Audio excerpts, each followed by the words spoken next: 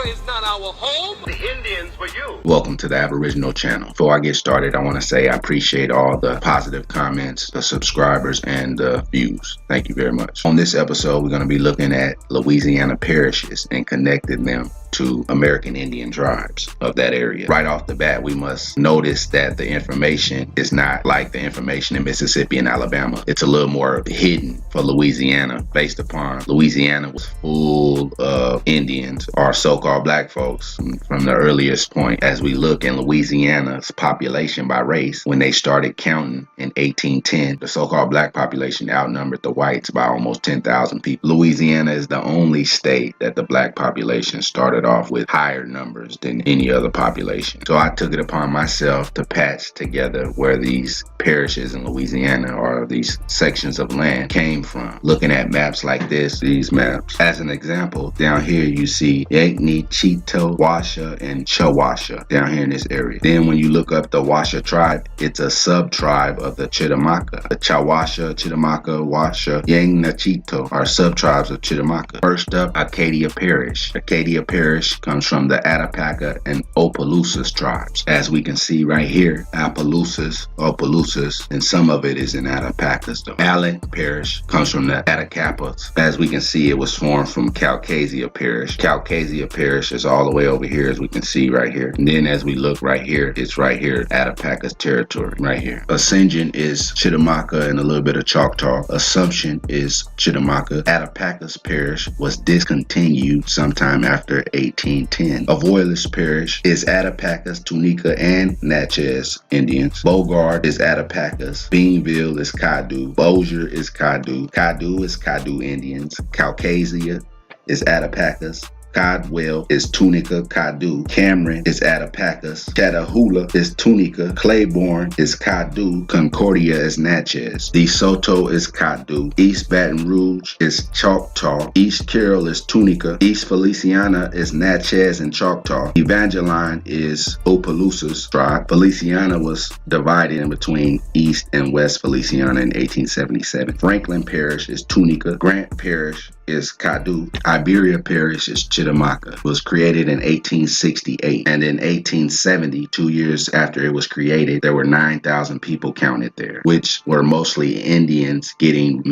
classified as Negro, colored, or black on the census records. And then 10 years later, the population went up about almost 8,000 people, and that was when European settlers came in between that decade. Iberville is Chittimaca. Jackson is Caddo. Jefferson is Chittimaca.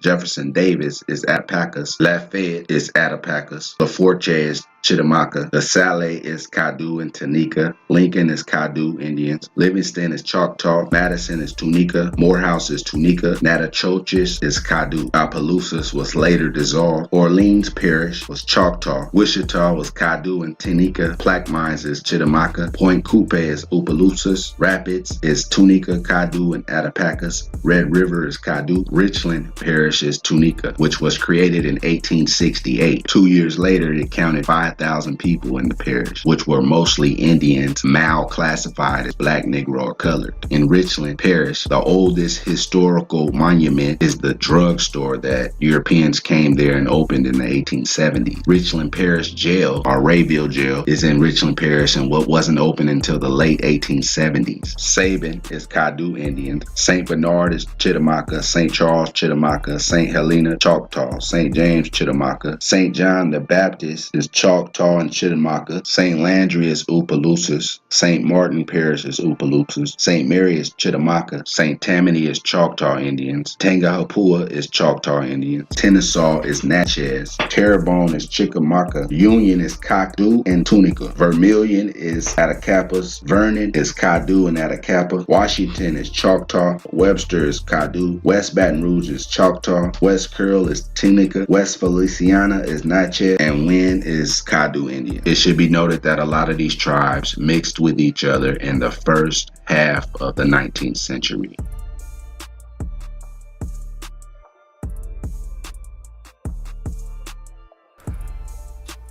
I'm not even gonna lie, Buddy went off on that vid right there. I'm not even going front. He had to do some real in-depth research to really, like, you know, gather all of that information. And, that was probably just looking at the maps and, observing the maps and then correlating that with the parishes and the enslavement in general. They say that they killed off these people. They killed them off. But it wasn't like a physical genocide. For the males, it was.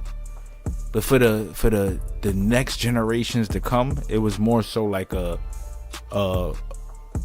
reproductive genocide.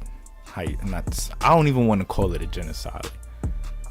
I don't even know what term to really give that, but it was to pretty much like ensure that not only would the race would be like disappear, or that ethnic group, these bands of Indians, but they would forget their ancestral knowledge and the things that they were taught as young children and stuff like that, being separated from the families and whatever the case may be. As we learned in the Willie Lynch theory, in the making of a slave, it was pretty much to destroy the man and then instill fear in the woman and then have them breed more children with that same fear or following that same structure, thus causing them to lose all the information that they learned, pretty much putting an end to their ethnic group or their savage ways, quote unquote, how they would say their savage ways. They quote unquote civilized the people. You feel what I'm saying? There we go. That's the term we're gonna give it. Their way of civilizing. They didn't body off this entire group of people. It didn't go down like that. They civilized, quote unquote. Let's say that, civilized. And it's funny too, looking at this video, he said East Baton Rouge was Choctaw. And just thinking about Baton Rouge in general, there's a lot of rappers that came out of Baton Rouge, born and raised. We got a young boy, he one of them, born and raised. So, we can assume that a lot of these people, that's already over there, they got this blood, they got that Indian blood. And I got a big one for y'all right now, right? And most people don't even know this, but majority of the people who live in the North, their ancestors either came from the islands or down south that live up here, New York, stuff like that. They came up here during the Great Migration. So that's something to think about when we talking about, what's in our DNA, what's our ancestral lineage, stuff like that. How do we connect to these tribes? This was just one way, find out where your family from, stuff like that, connected to history and the documents and stuff that we see. And another thing that most people wouldn't even pay attention to is that the first census went out in 1790. At that time, Louisiana wasn't even a state. Louisiana was not a state, considered a state at that time. This was still an area of land that they were still trying to pursue through manifest destiny. So around 1809, 1810, after Louisiana was officially established as a state and they started counting the proportions of people, that's why they counted so many black people, because a lot of these Aboriginal folks were still living in the land. And like he said, most definitely mixing in with each other. So I wanted to show y'all this again real quick. Let's check it out. As we see, like in 1810, this is the measuring race and ethnicity across the decades 1790 to 2010. 1790, why? Because that's when the first racial categorization in the first decennial census of 1790, the first census. And what they only got slaves, free white males and females, and all other free persons of color. So that slave population, this is the one that was eventually ended up breaking up. We see after 1810, we got slaves and free colored people. Slaves being black folks at that time. No other people but black folks and a couple other white folks who could have been indentured or could have possibly been enslaved. And then we get to, 1850, 1840. Now we got that black mulatto category. We coming towards Emancipation Proclamation. Indian, black mulatto, Chinese, different people are being categorized throughout the Americas at this time. This is where we kind of see that separation. You are no longer Indian, because you was already reclassified after being a slave. You was already reclassified to being black or mulatto. Free colored people were already reclassified to be mulatto. So these reclassifications was something that happened over time. And like he said, this is why you could count so many black people in those areas at this time, because these were Indians. You know, a good proportion of these people were still connected to their ancestral Aboriginal roots. And a lot of people, if you go down south, you see it now. You know, we got Chief Warhorse. I'm gonna always mention her. And I put that video up about this, about the OG from Mississippi. You go check it out on my channel, Copper Color King. And she was pretty much, even her family said it, you know, she got Indian in her blood. That her grandmother or her mother was Indian. Or her grandfather or father, one of the two, or two of the three. Yeah, two of the three. She had two people that they said were Indian in her family. And that's in Mississippi. Part of my family comes from Mississippi. They got Indian in their blood. Another part of my family's family comes from Louisiana. Most likely based off the facts and the knowledge that we've been going through. They got Indian in their blood too. But you know, I just wanted to bring that to the stream, so you know, so people could see, like, all right, these is how we could like factor a lot of this stuff in. You know, just take a look at it for what it is. You know, it's not hard. It's not hard. Just take a look at it for what it is, the facts and details. You feel me? A lot of our ancestors was light-skinned too, brown skin, not completely dark, but they had to pick a side. It was either white or black, and they not leaving their kinfolk. So we going with the black side. We going with the black side. Yeah, we slaves. We on the plantation. These was the first slaves in America, ladies and gentlemen. They tell us it was Africans, but that's not entirely true. Actually, in one of these articles that I got at some point when we going through this Indian enslavement in Louisiana, at some point, I'm gonna present to you guys, it's a story, pretty much talking about how a slave master had African partner, and this African partner did his part on rounding up slaves for his slave master, and the slave master was a white man.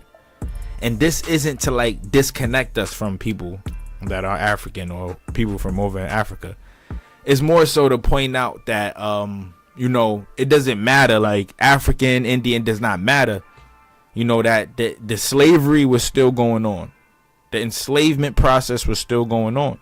And you got certain people who work together to get these things done, to put all of this together.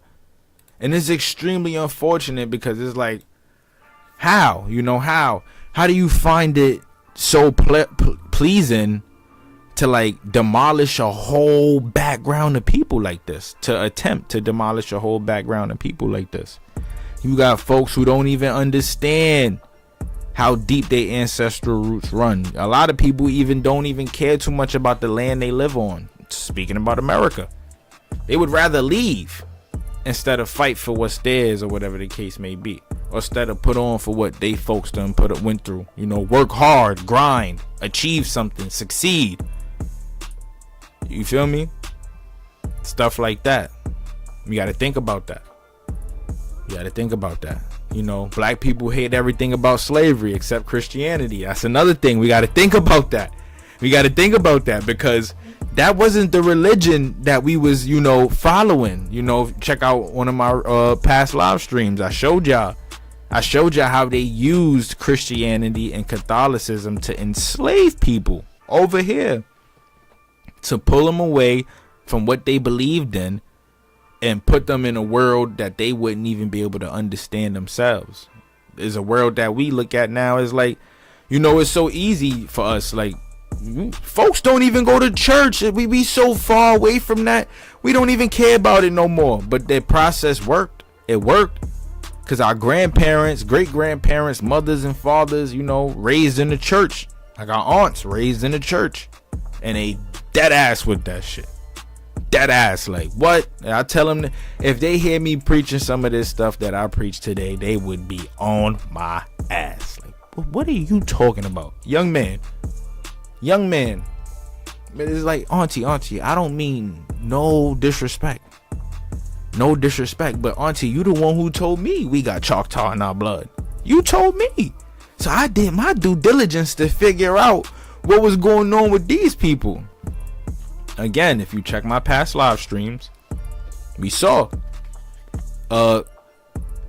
H.B. Cushman, if I'm not mistaken, that's his name, something like that, and James Adair, both stated that these people had ways, and their religious structural ways and spiritual structural ways was similar to those who believed in the Almighty Yahweh, the one and true only. There is no other, my brother. So, yeah, I mean, like, just gotta think about it. Like I said, auntie, I don't mean no disrespect. All right, and if you stumble upon this video and you are a Christian loving, you love Jesus, whatever the case may be, listen, this ain't no hate towards that. Do your thing. At least you believe and have faith in somebody. You feel me? But if you want to know the truth, subscribe, click that notification bell, because I'll put you on to what your folks them was believing in, their religious and spiritual ways. Yeah, I mean, but let's move forward to the article, man. Like, comment, and subscribe. Copper Color King, we back, man. Subscribe to Morals and Money platform. Here with another live stream. Finna go crazy. Finna finally give y'all the sauce in this excerpt here. We're gonna read through this entire excerpt just to talk about the enslavement of the Aboriginals in Louisiana, or the Louisiana territory, just from top to bottom, because I got this one, then I got the one in New France, and then we're going to continue to reference back and forth to the history of the Choctaw, Chickasaw, and Natchez book. We going to spin this one right here, and I hope y'all checked out that live stream on that slave breeding, man. Run them numbers up on that one. I ain't gonna lie, y'all disrespected me on that one. I don't appreciate that. Run them numbers up on that one. Subscribe, like I said, we finna go crazy. So on our last live stream when we spoke about this one, we had finished talking about the slave woman who pretty much lost her rights in court due to being enslaved. And we also learned what Negro, mulatto, rogue, a grief, a mulatto, grief, métis, octoroon, quadroon. We learned what that was, right? But we gonna go over it again.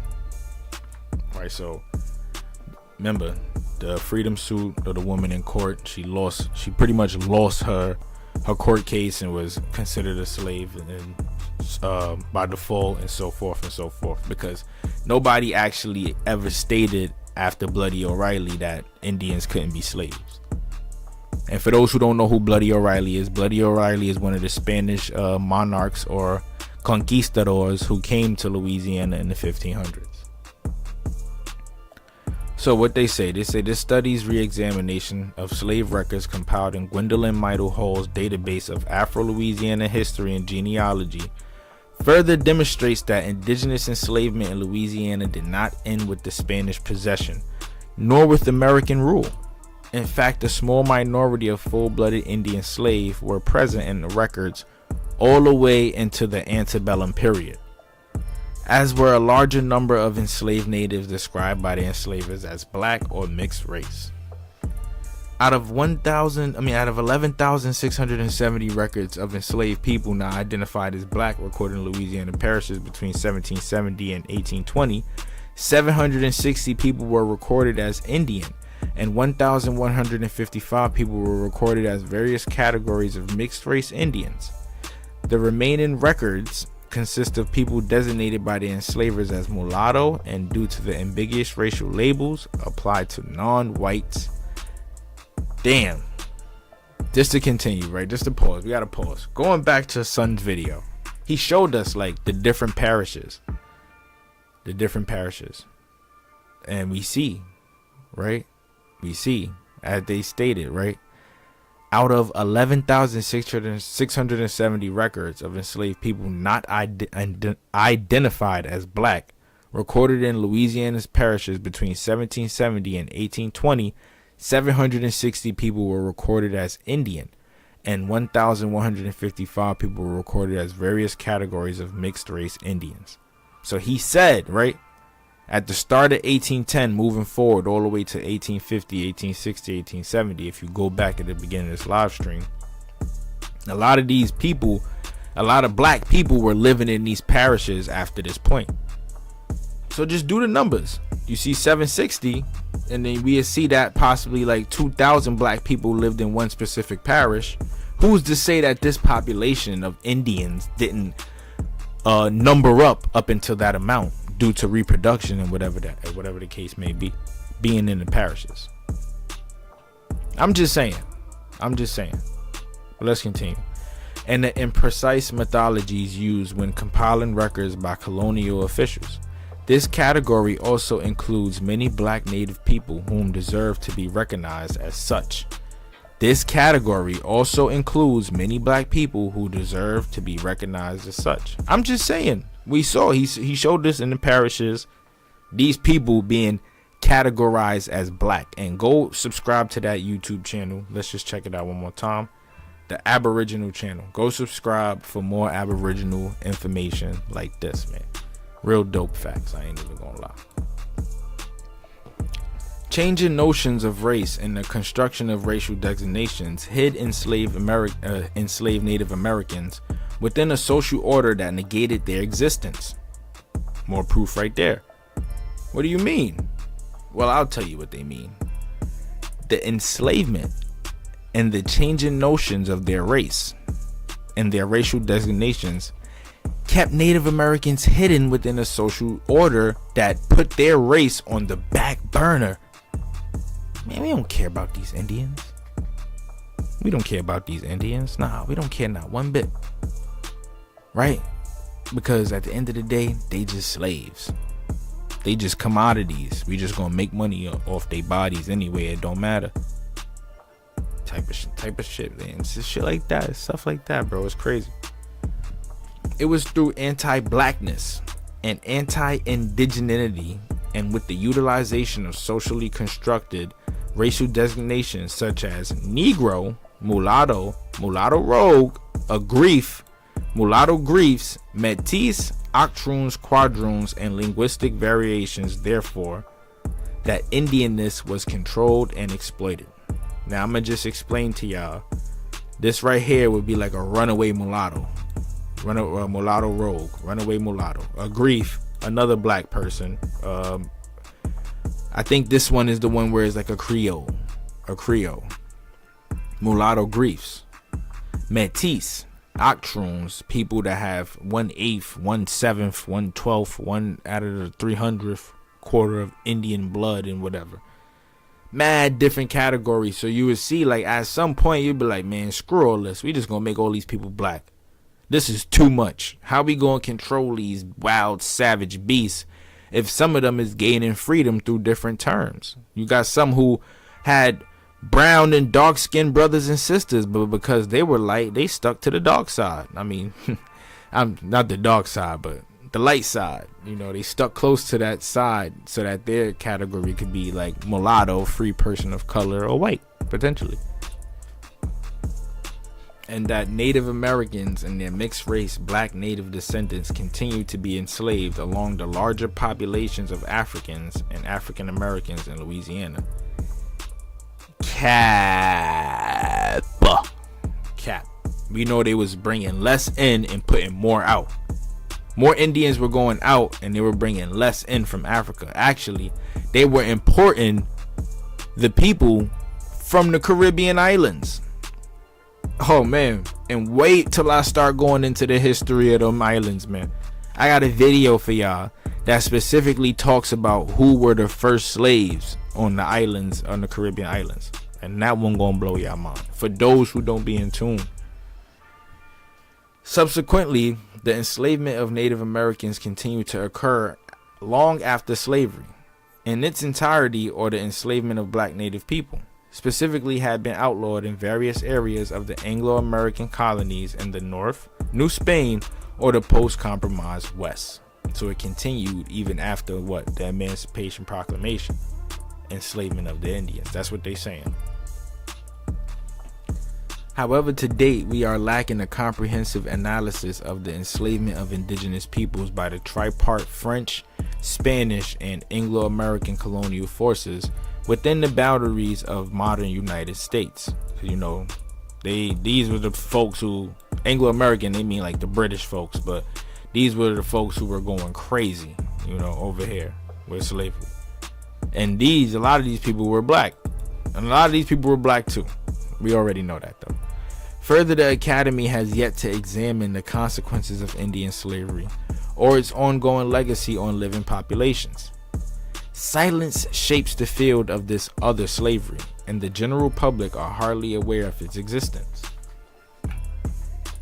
Mythologized accounts of Native Americans are still normative in the classroom, and pediological approaches to the history of colonization and slavery have often been inadequate, if not outright designed to enforce the lens of the colonizer and the paradigm of the oppressor and the oppressed. Let that sink in. If not, it was outright designed to enforce the lens of the colonizer and the structure of the oppressor and the oppressed. It's crazy, man. This is how they told history, basically. That's what they saying. This is how they told history to us. It's his story, bro. It's his story, not ours. It's his story. I don't come from that. I don't know about y'all. I don't come from that. The history of slavery in the United States, as it has been taught explicitly evokes the imagery, the Middle Passage, cotton fields, and the Southern antebellum culture that centered hierarchical white male supremacy and gave rise to the structures of institutionalized racism. Like I said in one of my older videos, this is new. Racism is new. It's only about 200 years old? Racism?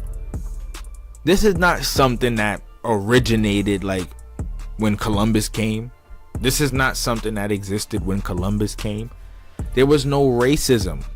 Yeah, white folks had a dislike for colored folks at that time, but at this time it was black and white folks coming over here colonizing. So this is why they say that. This is why they say that it has been taught. It explicitly evokes the imagery. Like it purposely puts that image, that Middle Passage, cotton fields, and that Southern waving in the water culture, which centered the white plantation male as the master and the supreme master, are structures. It gave rise to structures of institutionalized racism. Yet this picture is incomplete. It is missing the faces and voices of the millions of indigenous people who had also been bought, sold, and exploited by Europeans. Well, damn.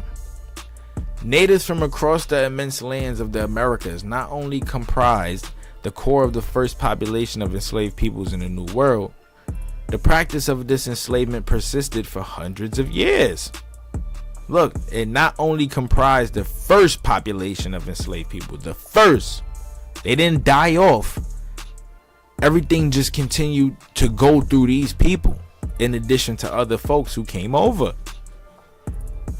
Therefore, although the dichotomy between slavery and liberty has been identified as the central paradox of American history, existing critical analysis discount its broader significance by ignoring the enslavement of indigenous peoples across vast empires and periods.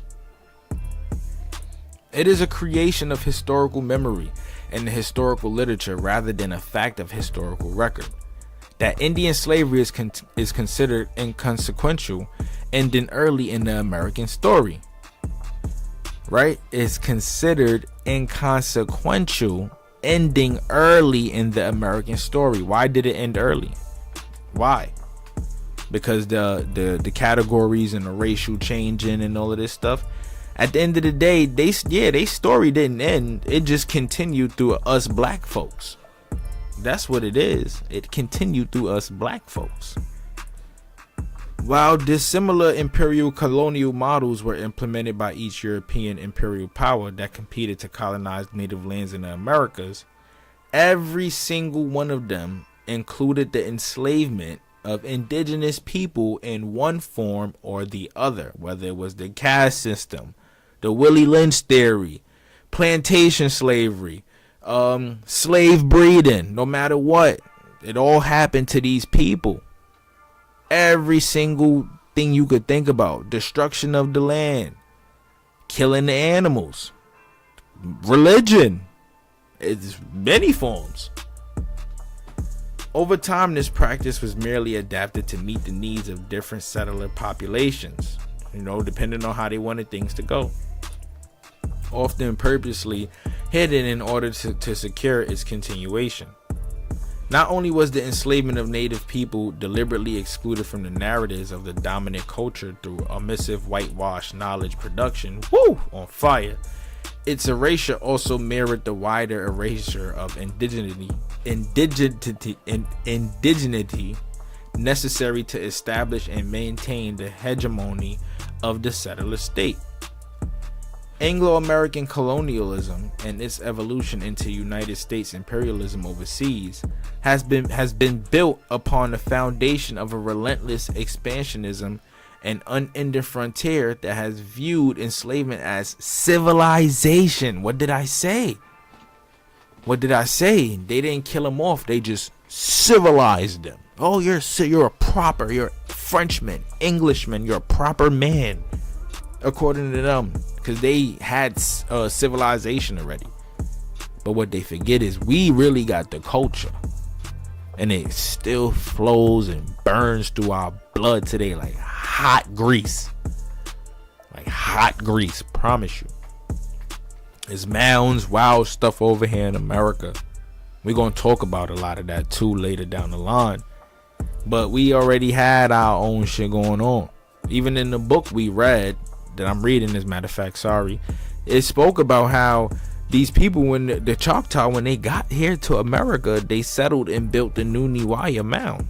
We're going to talk about that. And moral redemption, ultimately producing a global vision of empire as uplift that still echoes in the geopolitics of today. Colonizers accomplished through the systematic use of the rhetoric of manifest destiny, push westward, to justify entitlement to native land, along with the production of a black-white socio-racial binary to erase and disenfranchise native people. There you go. This is going to continue to appear in this article. And it's not me just making this stuff up. I do not be on TikTok out here just making this stuff up. And I put out a video that probably almost got like about 50,000 likes right now, bro. Almost 200,000 comments. And I read some of them comments, and you guys are disgusting. To sit here and put me down because I can expose the truth just goes to show how misinformed you are and how deep you buried in this bull crap that they've been feeding us. You call me a pretendian, you could eat it. You know what? We're not even going to take it there. I know the truth. That's all I'm going to say. The construction of race under white settler colonialism is but one component of its wider expression via white settler nationalism, heteropatriarchy, and globalization. However, it is the key to understanding why the enslavement of Native Americans has remained hidden for so long. We're going to skip this part right here. This process is problematized by the fact that primary source materials were most often created by settlers. These records, hold up, run that back.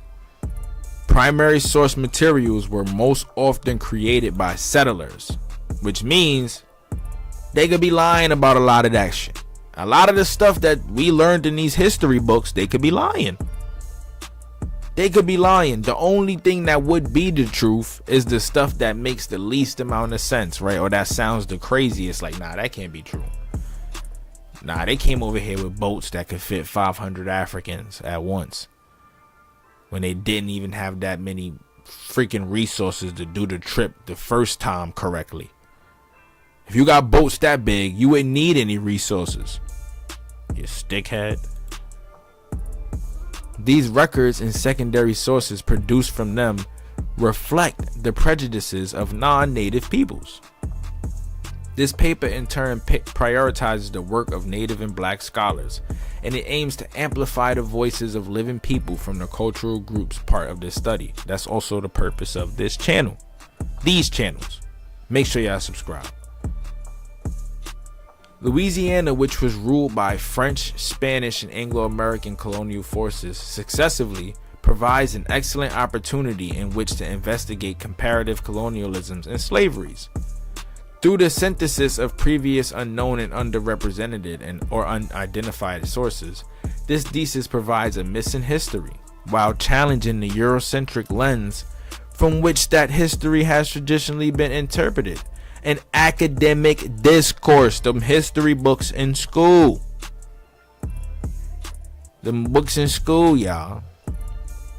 It contributes to the field by bridging gaps in the existing body of literature, narrativizing Indian slavery through centering native perspectives and providing new analysis. In order to achieve this, this paper employs interdisciplinary methodologies from spatial and digital humanities to collect and sort large quantities of data, produce statistics, and postulate projections.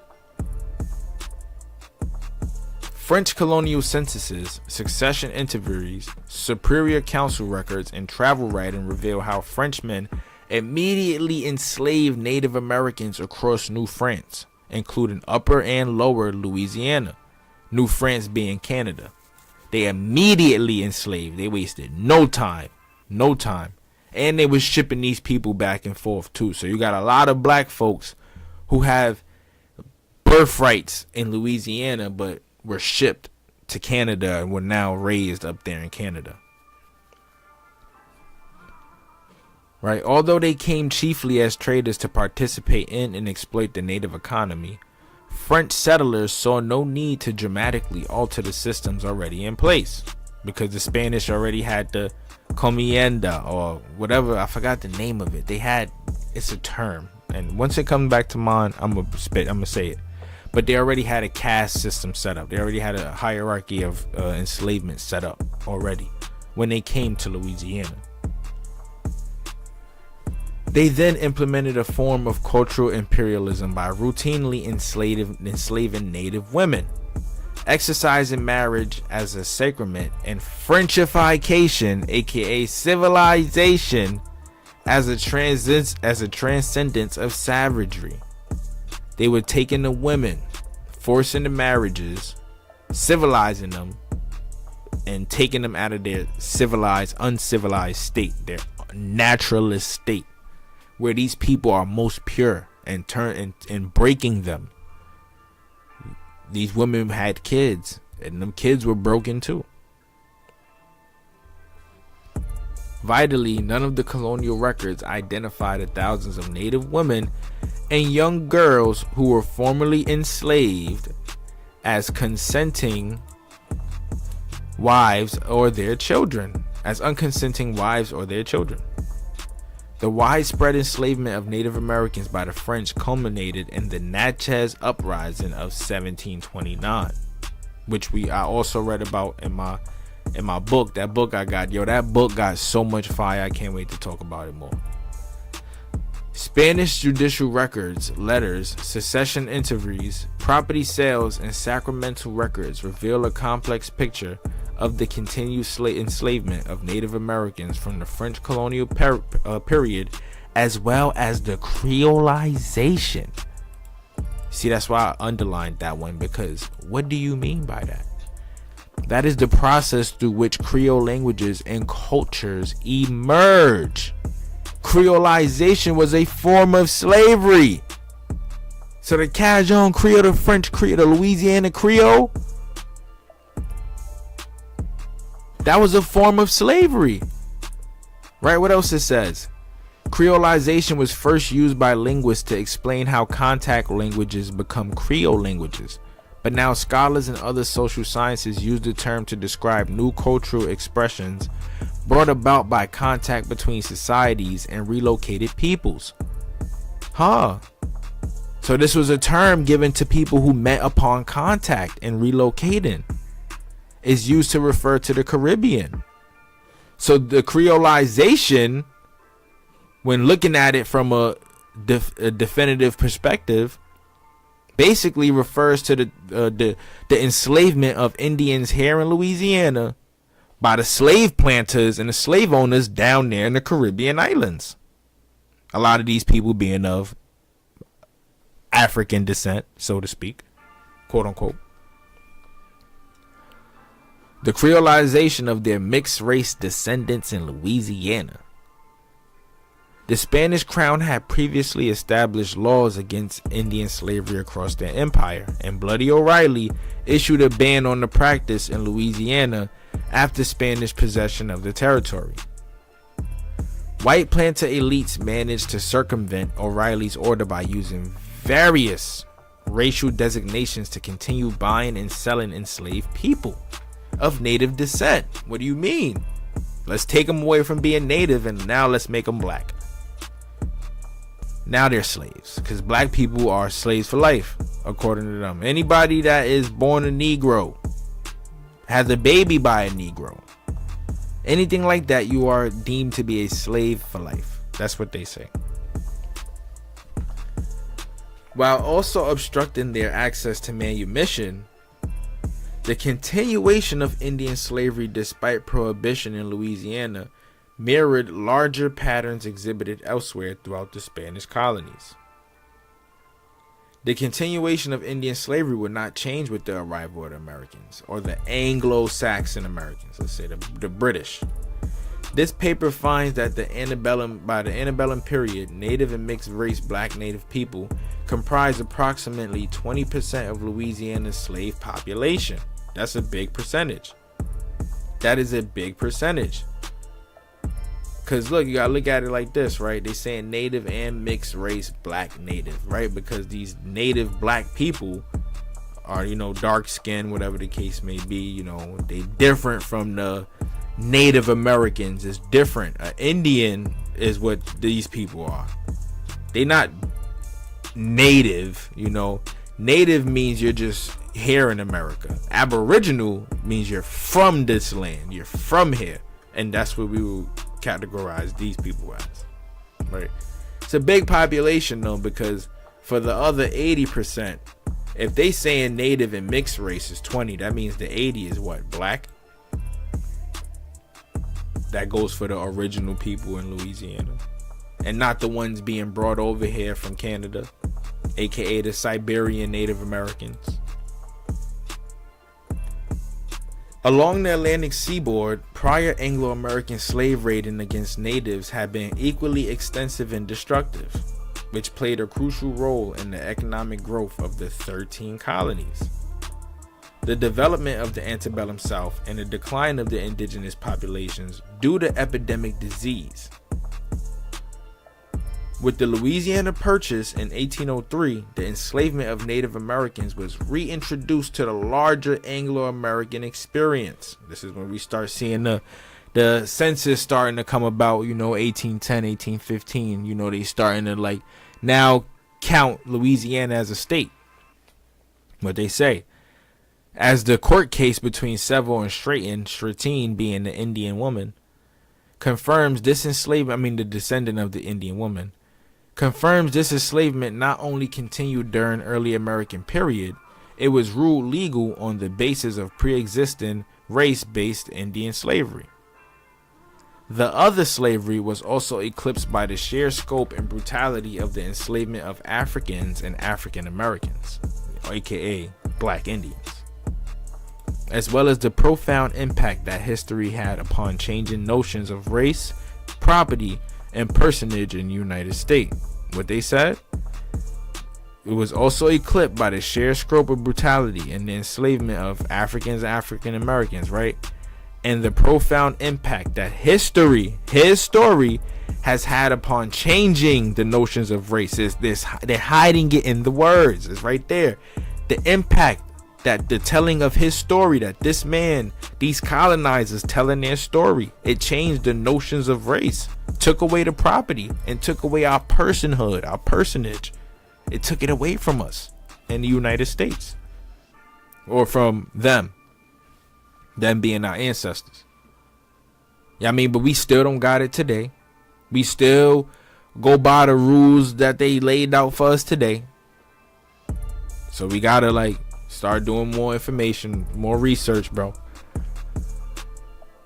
However, the purpose of this work is not to take anything away from the story of the African diaspora, same with the channel, but rather to add to its multi-dimensional picture of racialization and enslavement that goes beyond the mythologized. And what's the mythologized form of slavery?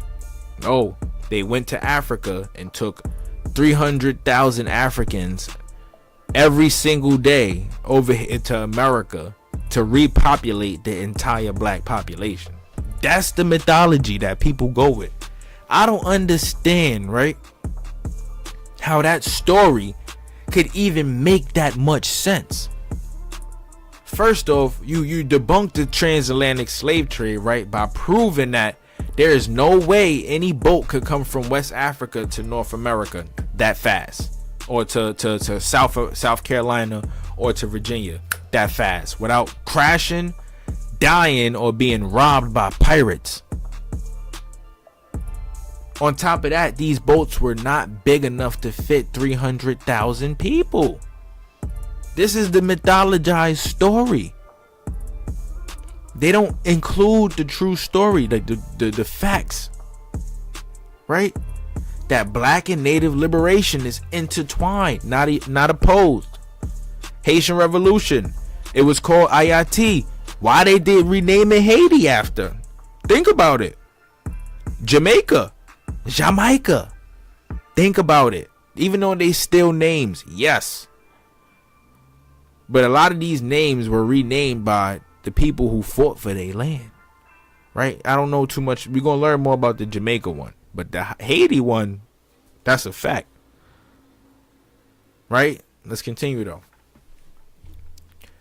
This study is, at its heart, a critical re-examination of nationalist teleologies, which wants to recognize the full humanity and historical trauma of black and indigenous people of color. Indigenous people of color. They were all of color. Copper colored 20 people. Conscious linguistics choices have therefore been made throughout to humanize those who were subjected to enslavement.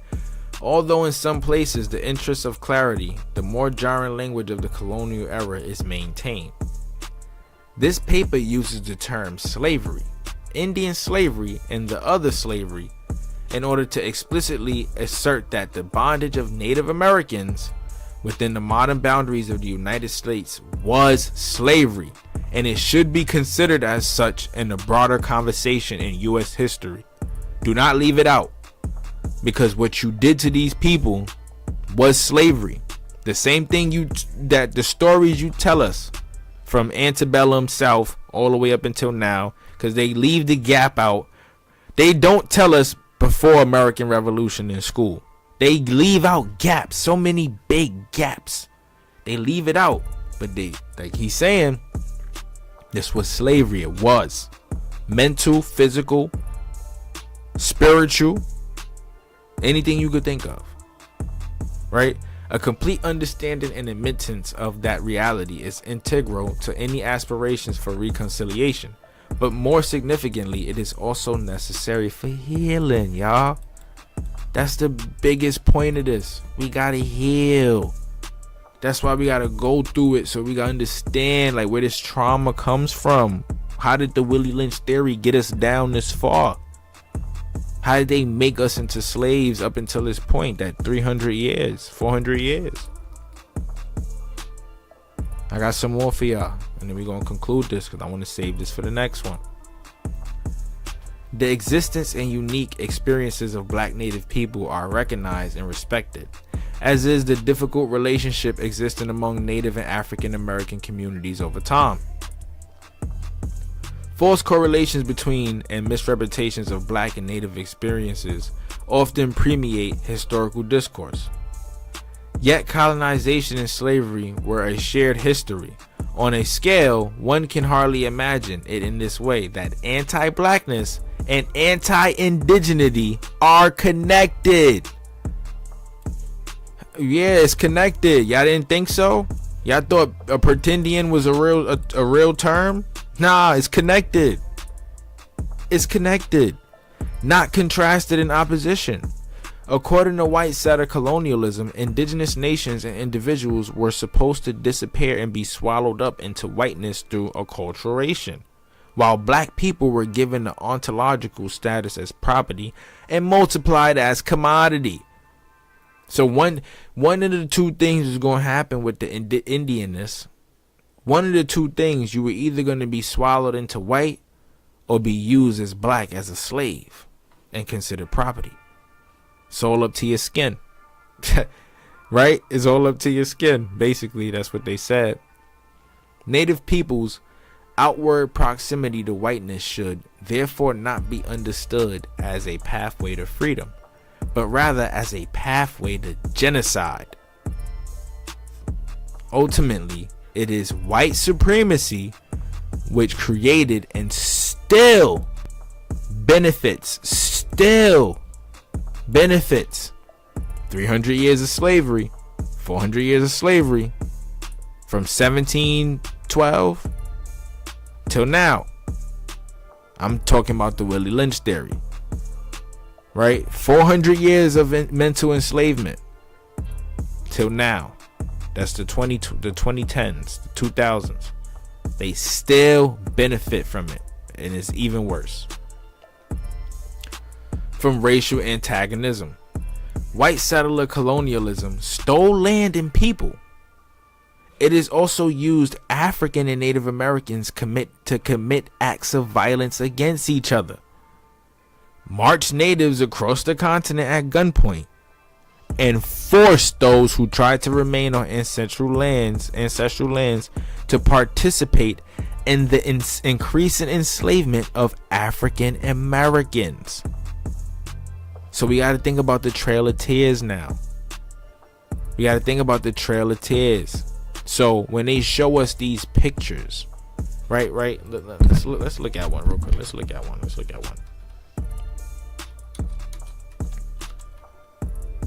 Right? Trail of Tears. What we got? Look at them two black Indians too. Y'all saw that, right? We see this. Right? These don't look like nothing like us or what the truth may be. Even though this picture right here may be the closest thing to real. You see the feathers on them old boys. The feathers. It's a reason for those. Right? They don't look nothing like what they supposed to. And what they say right here, right? So, assuming, because there was some black families who took part in that, some copper, darker skin. The ones who wanted to stayed on their lands and were forced into this plantation system, right? This plantation system, they were forced. We see, they wanted to stay. They didn't want to leave during the Trail of Tears. And these are the folks who ended up becoming a part of that African American category. You're a part of the group, right? We're looking at them like they're all Africans, right? Black folks. Obviously, they're gonna all get reclassified together. Once you join that group of people, you are no longer an Indian. You are no longer a Choctaw. You are no longer a Yamasee. You are no longer a Chickasaw. You are no longer a Cherokee. You are no longer a Natchez, a Timucuan, none of that. A Catawba, none of that. Nigga, you's a slave. You black. You's a slave. That's that. Right? But let's continue, right? Let's not stop right there because this sentence is about to get crazy. They used Native and African Americans to commit acts of violence against each other, marched natives across the continent, forced those who didn't want to participate to be slaves on the land, and they weaponized race to divide and disenfranchise communities. Willie Lynch theory again. And y'all gotta go check out Cuz video too, because he spoke about the Willie Lynch theory or whatever. Again, right? They're using race. They weaponized race, right? They just forcing men to go against each other, white men and black men, putting this power structure in play. You know, because after during slavery, and especially in the antebellum period, or before, a little bit before that, these white people were extremely prejudiced, and they were at the top of the world because they were the ones who were benefiting off the land and obtaining all of the wealth. Even, they even took some of that land and the wealth from the black slave owners who lost their land and wealth after the Emancipation Proclamation, thus pushing and coercing that racial divide. Oh, we don't like these white folks. They stole our land and our money. That's why you have a lot of prominent black people at that time fighting, right? They tell us it's because to give all black folks rights, but if that's the case, we will all be financially up like a duck. But this was to give those people, those old black slave owners, back their rights and their money and their wealth and their power. These Freemason, Prince Hall, booty licking slave owners. The consequences of this systematic violence are still felt today. Here you go. Still to this day. For many, if not all indigenous peoples, there is no separation between the past and present. Nope.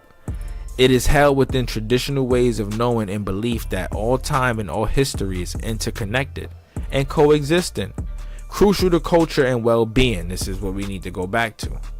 The rupturing or breaking of those connections, which weave together the present and the past and living generations to ancestors, has been a violence beyond the initial acts of enslavement, rape, massacre, land theft, displacement, war, torture, genocide, and treaty violations.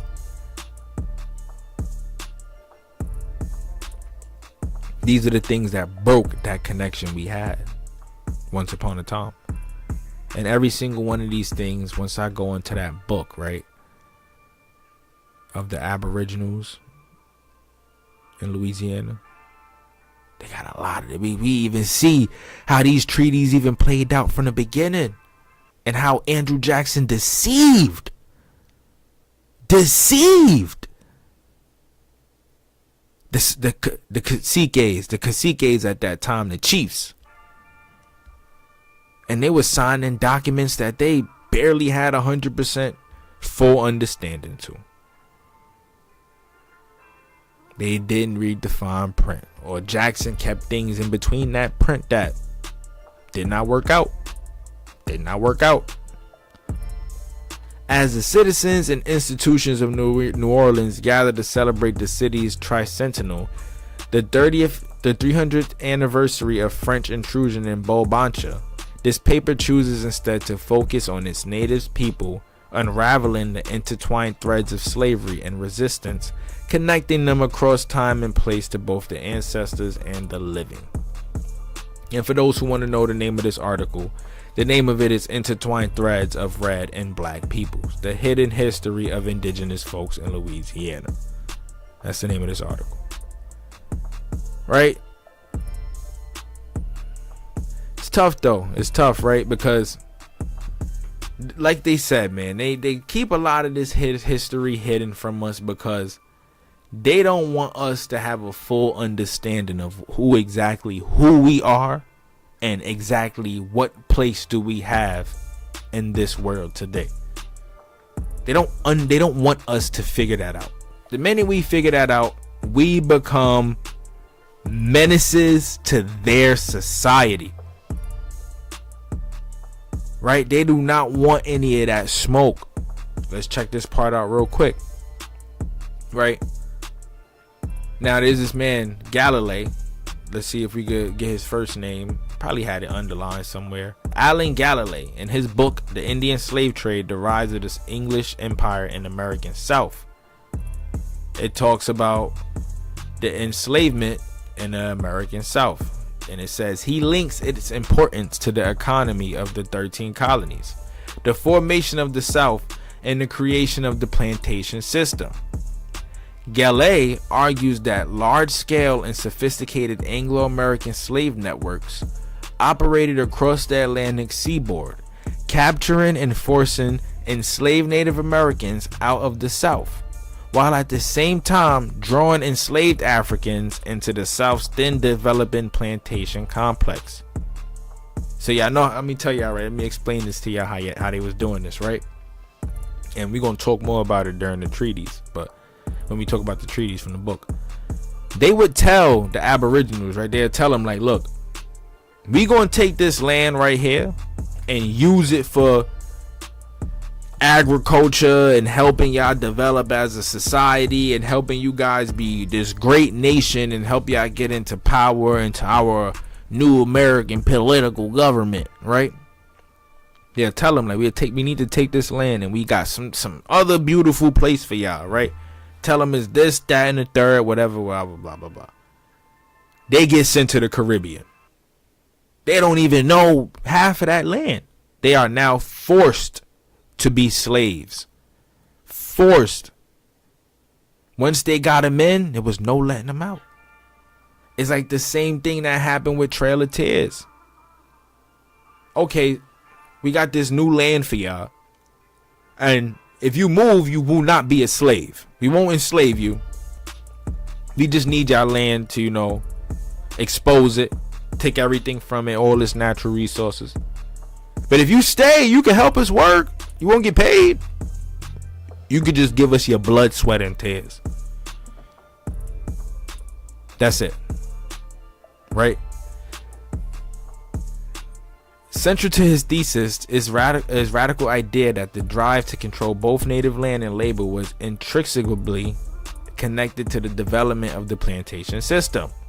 The idea to drive and control the native land and labor was extremely connected to the development of the plantation system. They were the first slaves.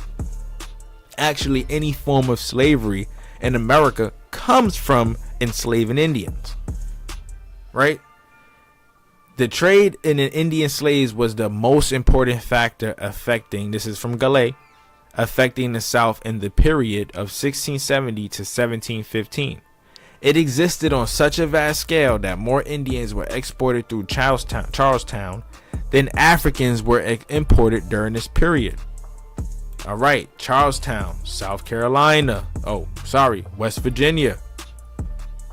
It's two Charleston is South Carolina. Charlestown, West Virginia.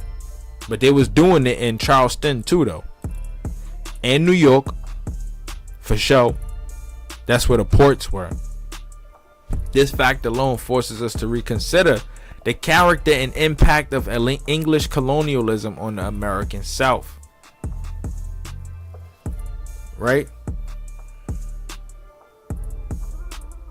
Right? It's a lot more. We got a lot more coming. A lot more. Just stay in tune. Like, comment, and subscribe. Click that notification bell, like I said.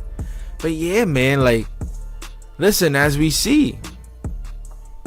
can see, this is also the same information that we got from the Indian slavery in South Carolina article. That's where the ports were. It was ports in Louisiana too, for sure. But those go straight to the Caribbean. Same thing for South Carolina. Everything coming out of Barbados, Jamaica, Bahamas, Puerto Rico, Haiti, those lands at that time. Any slaves coming out of there, you coming here to the Americas. Because they couldn't complete full trips from Africa to New York or South Carolina or Virginia. They couldn't complete those full trips. That's a whole dash across. It's a whole different type of navigation that you would have to use to get over here from there. And they could not do that. So a lot of the Indians were going to Europe, going to the islands, the Caribbean islands, and a lot of the Arawak and Taino Indians, or those other tribes on those islands, because the Arawak and Tainos weren't the only folks there. They were coming over here. This is why I say a lot of us, if we trace it back far enough, could have Caribbean and Southern Indian blood. Straight like that. Let me pull something up for you guys real quick before I get off of this bad boy. We're just going to check through the Gmail, because, you know, that's where I got everything here, man. I got anything you want to talk about. I got it.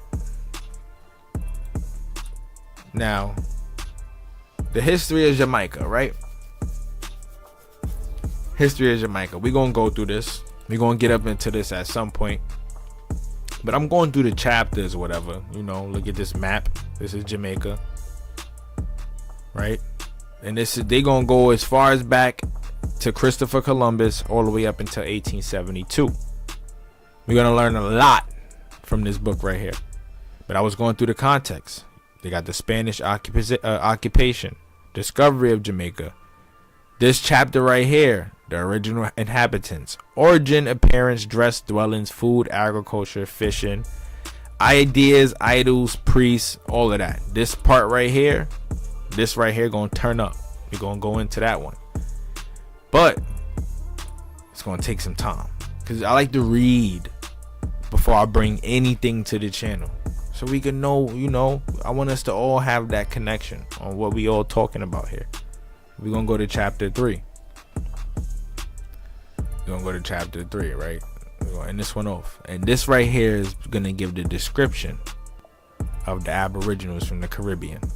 And I want to close this out with this right here, because this is important. We got to keep this in mind. This information is important, right? It says the West Indian Islands were at the time of their discovery occupied by two distant races of Indians.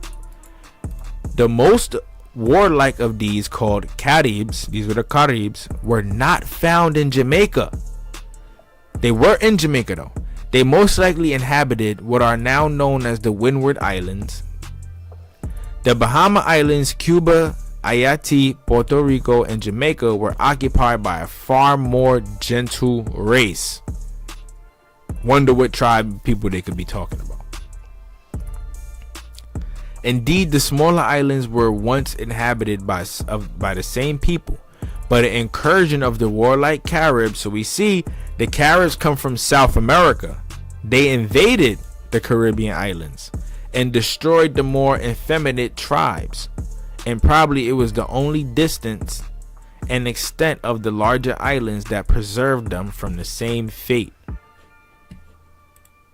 All right, just real information right here. It's real information. Any inquiry into the origin of the race which formerly lived in Jamaica would not be attended with satisfactory results, and would moreover occupy considerable space.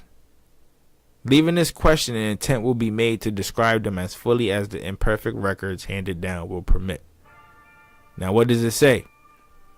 Their complexion was of a tawny or copper hue. Copper color, say what? But they were painted with various colors. They painted their skin. They were destitute of beards, but their hair was long and straight. They were of medium height and gracefully proportioned. But that they were so very beautiful, as some assert, is fairly open to question. No doubt a few of the women were so, but such cases must surely have been exceptional. As a rule, their faces were broad, and the nose flat and wide. And it says that the habit of preternally compressing the forehead in infancy gave an unnatural elevation to their hinder part of the head. You will see them darker skinned Indians with the head pushed back. This is what they speaking about, right? But when they say faces were broad and the nose was flat and wide, This is why I always go back to it. Always. Because what are you saying? Tawny and copper hue, what are you saying? Because these people were copper colored. These will be modern black people. Quote unquote Asiatic Negroid people. That's all I wanted to say. That's all I wanted to say. Now, before I cut this off, right? If you or anybody around you might be interested,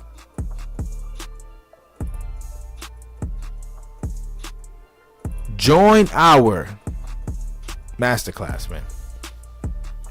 Join the masterclass, because what I could do, right, is a lot of the books I have, I could just give you guys the books on the arm for free. You don't have to go research nothing. You don't have to look anything up.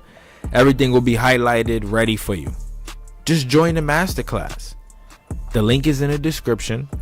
All you got to do is submit your email, your name, right? And everything will be emailed to you.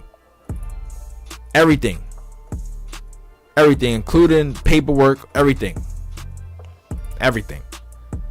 This masterclass we got is to help move the future in a positive direction. No more trauma, no more Willie Lynch theory. We teaching skills, engineering, everything to do with production, how to hold and use a camera, how to maximize a cell phone, things like that. So sign up. It's being hosted by yours truly and King Cash, Copper Color King and King Cash.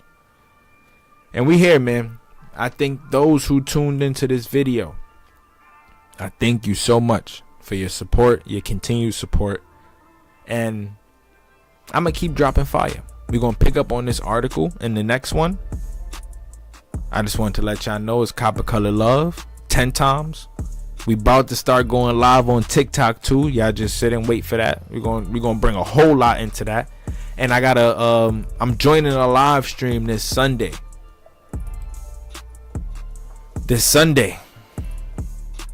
With a brother that I spoke with on TikTok. His name is Chef. He has a big popular YouTube channel out there. And you know, I'm gonna be putting up clips from that. So you guys just make sure y'all tune in. We're gonna be going crazy, like I said. Copper Color King. Like, comment, and subscribe, man. French occupation of the Louisiana territory. Slaves and other commodities. Let's get it.